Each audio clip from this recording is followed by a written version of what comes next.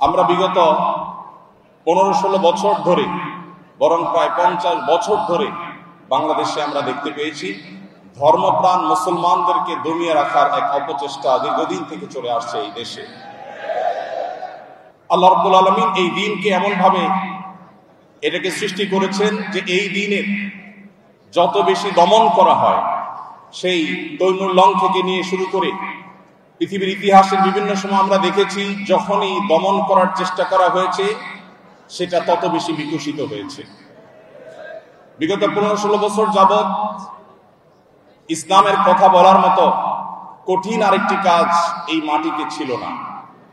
এজন্য জুলাই আন্দোলন আমাদেরকে দেখিয়ে দিয়েছে সেই দমন পীড়ন বিশেষ করে আমাদের সমাজের তরুণদের মধ্যে দ্বীনের প্রতি আগ্রহকে আরো বহুগুণ বাড়িয়ে দিয়েছে এবং তাদের মধ্যে যে দ্বীনি আগ্রহ, দ্বীনি চেতনা এটা সৃষ্টি হয়েছে, এটাকে পুঁজি করে এটাকে সঠিকভাবে কাজে লাগাবার সুযোগ আপনাদের হাতে এখন এসেছে।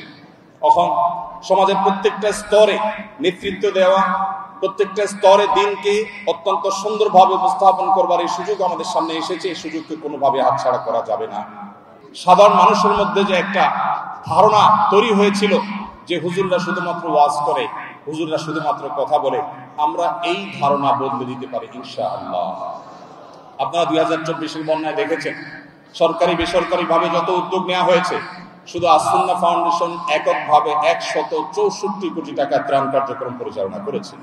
আপনারা দেখেছেন আমরা এক সময় অনুদান গ্রহণ করা বন্ধ করে দিয়েছি এবং কোথায় 2024-এর বন্যা, এখন 2026 আসতে চলেছে, অথচ এখনো 2024-এর বন্যার কার্যক্রম 5-7টি জেলাতে আমাদের পুরো দমে চলছে।